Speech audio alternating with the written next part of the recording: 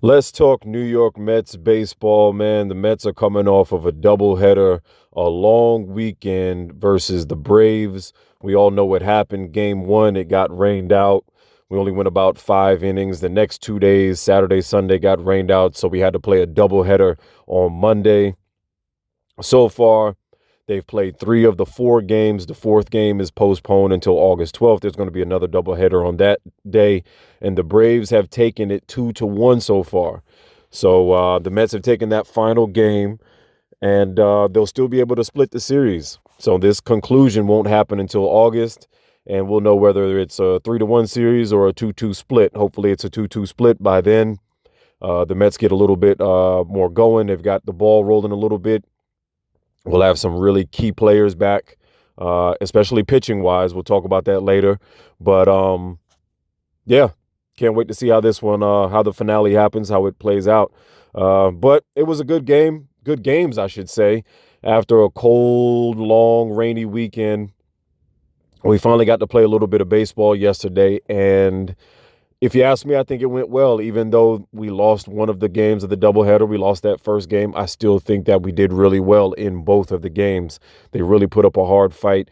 They really did everything that they could do to try to pull out that win, but they just got, eked past just a little bit, just 1 point.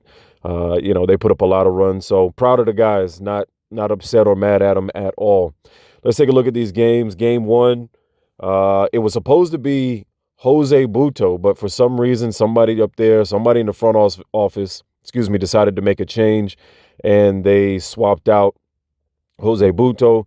They sent Butto back down to the Triple A's. They sent him back down to Syracuse. So not sure what's going on there. But Daniel Reyes got the start, and he was not ready. Not at all.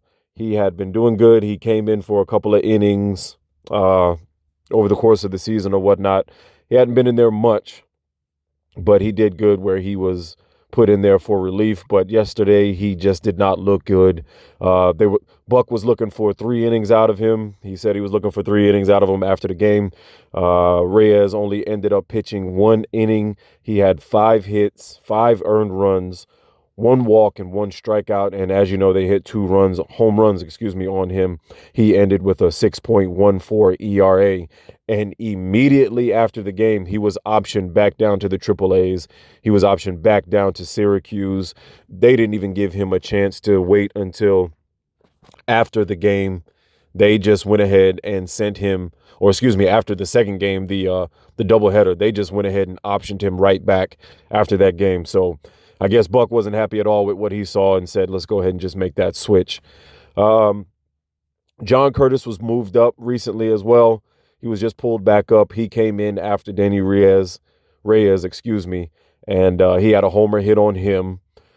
Jeff Brigham would allow the last 3 runs that were, put on the scoreboard by the Braves. That pretty much gave them their 9 total runs. There was multiple home runs in the game from both ball clubs. It was a very offensive game. A lot of hitting back and forth, and just a lot of action these 2 games. It was a long, fun day of baseball, and I enjoyed it, and it was fun. Not a bad offensive outing for the Mets, even though they took the loss. They had 35 at bats, 8 runs off of 9 hits. They did leave 20 on base. And that's one of those statistics. That's one of those areas where if we can start cleaning up those bases a lot more, we'll see much more wins in the future or whatnot. So if they can, they don't have to swing for the fence every single time. If they can just start getting out there and just dropping some base hits in there, I think that'll really help bring that number down. I mean, just imagine if we just cleared 2 or 3 more of those. I mean, this first game, that's a win right there. We would have won both games, but we didn't. So move on. Alonso had a home run. Nimmo had a triple in this first game. Multiple hits throughout the game that drove in runs. Final score was 9-8. So they really put up a hard fight. Brett Beatty is showing exactly why he deserves to be in the rotation. You can tell he's getting comfortable. Every single game, it seems like he's just getting better and better and better. Hit after hit after hit. He had a home run in game 1, drove in a run. He had an RBI. His last 7 games, he has a 409 average and a over 1200 OPS. I mean, the guy is on a complete tear. He's showing exactly why he deserves to be in the lineup, and I'm happy for him. I hope he continues. He seems to be a really good, real humble guy. If you ever watch any of his interviews or whatnot after the game, seems like a really good kid, man, and I'm happy for him, and I'm glad that he's having success at the big show. His partner over there at third base, Eduardo Escobar, did get to get into the game. He pinch hit for Beatty there in the 9th inning, and believe it or not, old Eduardo Escobar hit himself a home run. He's the one who brought the game to within 1, but unfortunately it wasn't enough. And as we know, Atlanta took the game 9-8.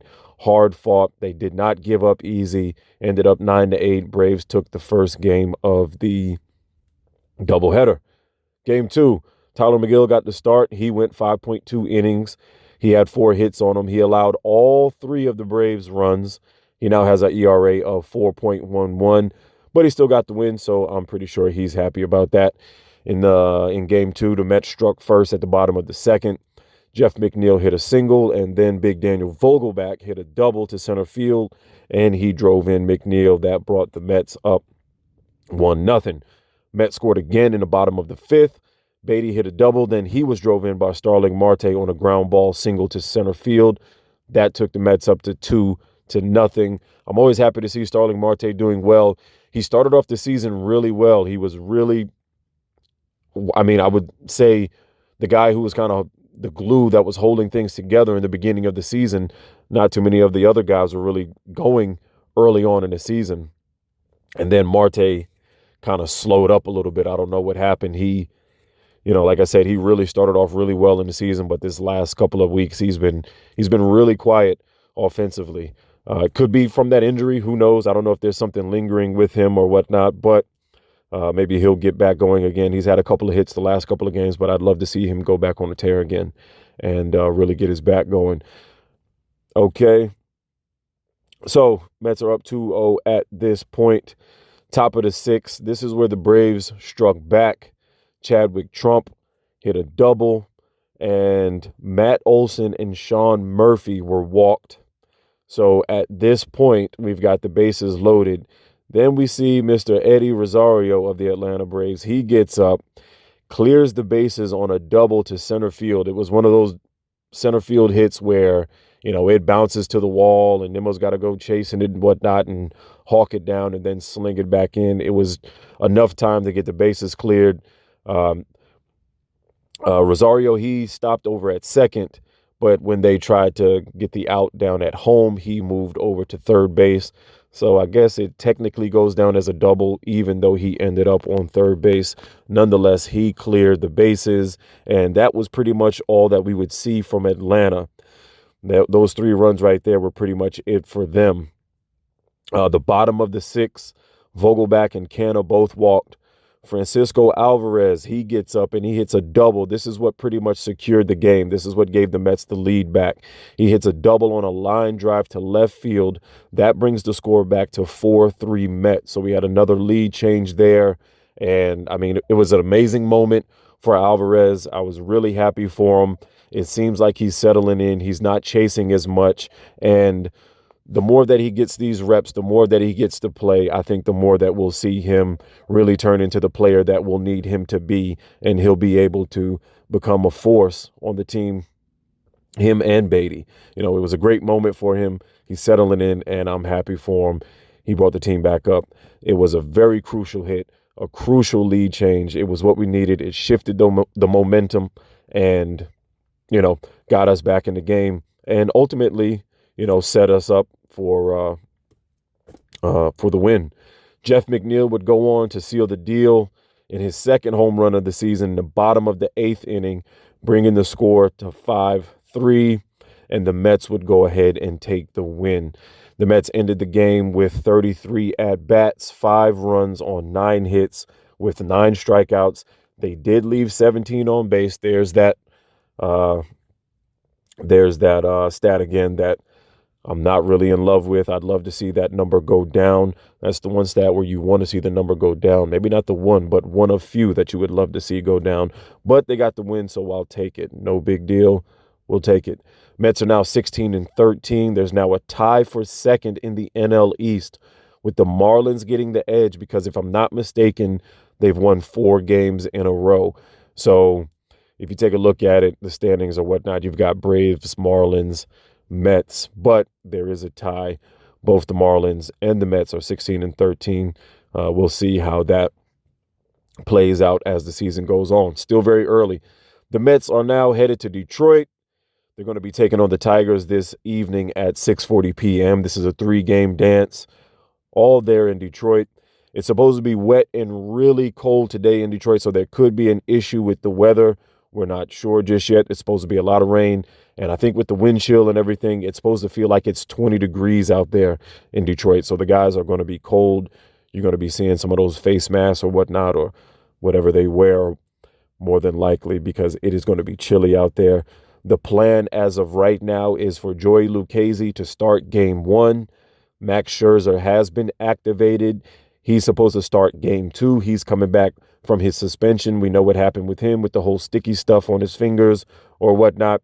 He's served that suspension. He's good to go. He's been reactivated, and he should be starting game 2. And then for game 3 of this Detroit series, we should finally get to see Justin Verlander make his Mets debut. Hopefully all goes well. He's able to go ahead and get that start in the 3rd game. I'd love to see it. It's going to be funny because Scherzer and Verlander both used to play at that field. They're very familiar. They used to play for that team. They used to play for Detroit. And they were there together, as a matter of fact. And now they're back there again together with the Mets. So this will be interesting, to say the least, and hopefully Verlander is able to get in that game. Nothing goes crazy. We're able to get the games played, and all goes well. Can't wait to see what happens. I'll be here. I appreciate everyone who has made it this far into this video. Thank you very much. I appreciate it. Let's go Mets.